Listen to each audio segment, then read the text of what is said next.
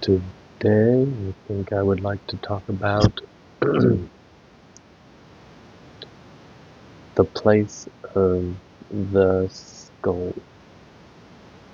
I was thinking when I die, is it possible that my wife could keep my skull? What would I have to do? Because originally I wanted to be mummified.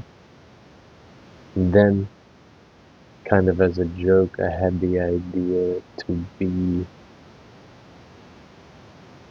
tied with ropes into a lotus position, then put into a burlap sack with the end of the sack tied and lowered upside down into a pit and then covered up with no marker or what was the idea? Self mummification, crawling under a rock in the desert, and then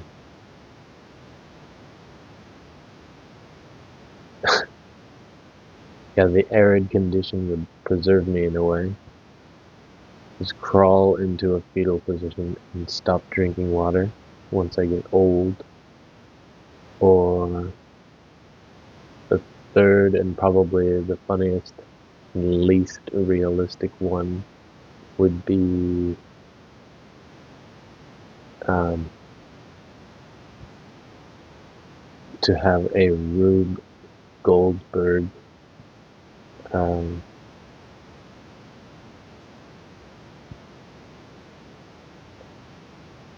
machine launch, where you put the candle under the string breaks and it starts a chain reaction where my remains would actually be catapulted into my coffin and slammed into the hole, and then like a massive amount of dirt just dumped into the hole. Bada boom, bada bing, burials. That would be a good company.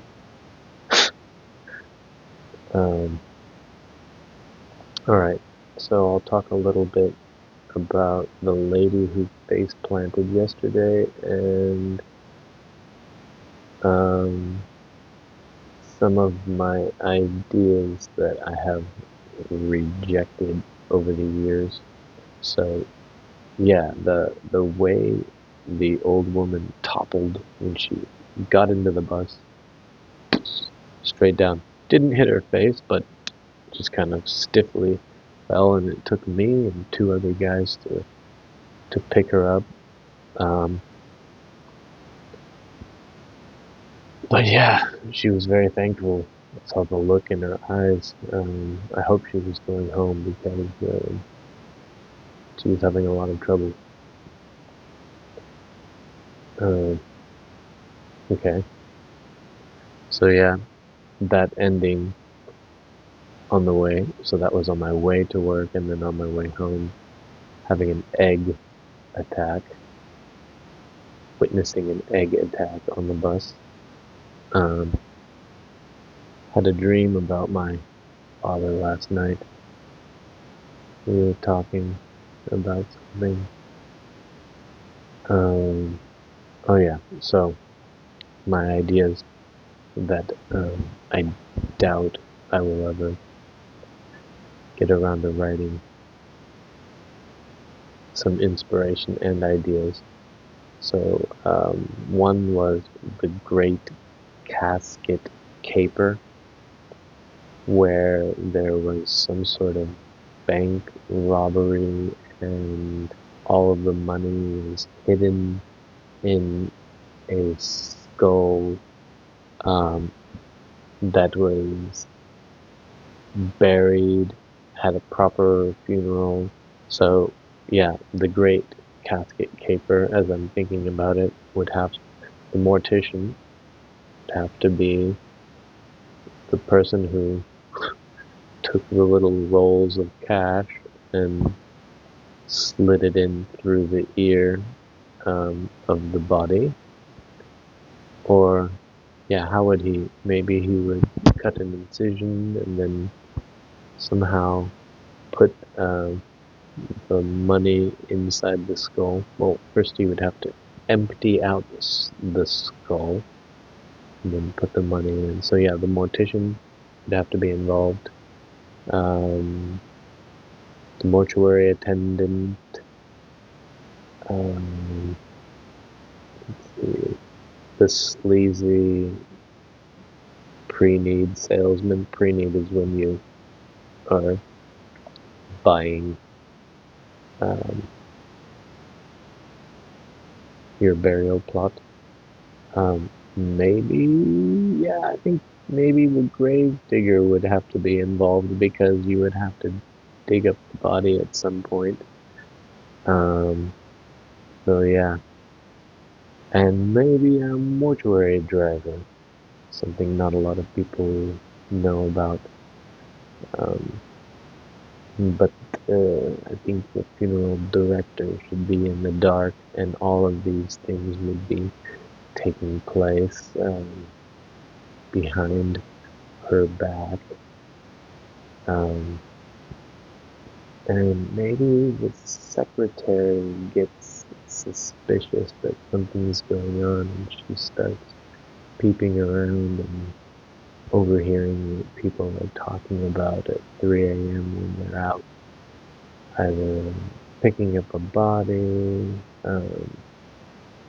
because there's a lot of logistics involved in the mortuary industry. Like, there's a lot of moving parts, no pun intended. Um, so you have the place where the person dies, and then they're picked up by the mortuary driver, the on-call driver, who basically sits around and waits for phone calls. Basically sits around and waits for people to die, and then they're brought to the facility, um, or taken to a coroner's office, where then they're examined and then brought to the facility, and then they are put into a refrigerator, and then they are either embalmed or cremated. That'd be a funny twist if the body with all of the cash in the skull was accidentally cremated. And I think I will talk about one company that went out of business. Bye, Felicia.